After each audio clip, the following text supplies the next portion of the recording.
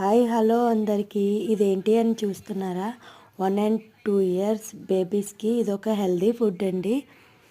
దీన్ని నేను ఎలా తయారు చేశానో ఒకసారి మీకు చెప్తాను, మీరు కూడా ట్రై చేయండి. నేను ఏంటంటే ముందుగా కొంచెం బియ్యం ఇంకా కొంచెం కందిపప్పు కడిగి ఆరబెట్టుకొని అవి ఆరిన తర్వాత ప్యాన్లో తీసుకొని కొంచెం దోరగా వేయించుకున్నానండి. తర్వాత దాంట్లో ఒక క్యారెట్ తీసుకొని మొత్తం ఆ మూడింటిని మిక్సీ పట్టేశాను. నెక్స్ట్ ఏం చేశానంటే బేబీస్కి ఎలా నచ్చితే అలా చేయొచ్చండి. వాళ్ళు మెత్తగా సర్లక్లా తినాలనుకుంటే మెత్తని పౌడర్లా చేసుకోవచ్చు, లేదంటే నార్మల్గా కూడా చేసుకోవచ్చు.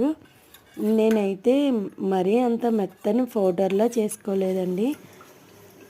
ముందుగా 2 స్పూన్లు దాన్ని పౌడర్ని తీసుకొని ఇలా వాటర్లో కలిపి ఉంచుకోవాలి. తర్వాత కొన్ని వాటర్ బాయిల్ చేసి ఉంచుకోవాలండి.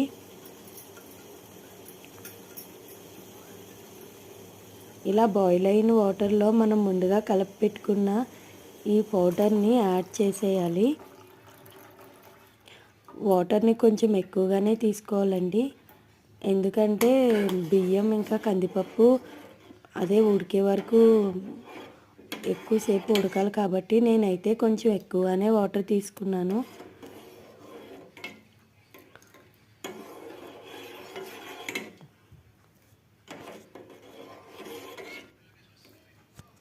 చూసారు కదా, ఇలా వస్తుంది. తర్వాత నేను కొంచెం సాల్ట్ని యాడ్ చేశాను.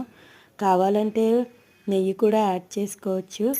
ఇంకా పిల్లలకి బాగా నచ్చినట్టయితే వాళ్ళకి కొంచెం బెల్లం కూడా యాడ్ చేయొచ్చండి, లేదనుకుంటే అవాయిడ్ చేయొచ్చు.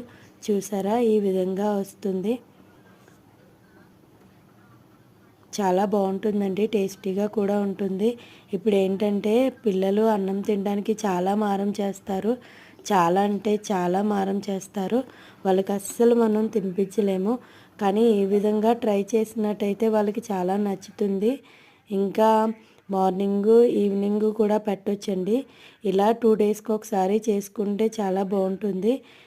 ఎందుకంటే ఇందులో only rice and carrot and కందిపప్పే ఉంటుంది కాబట్టి ఏ ప్రాబ్లం ఉండదండి.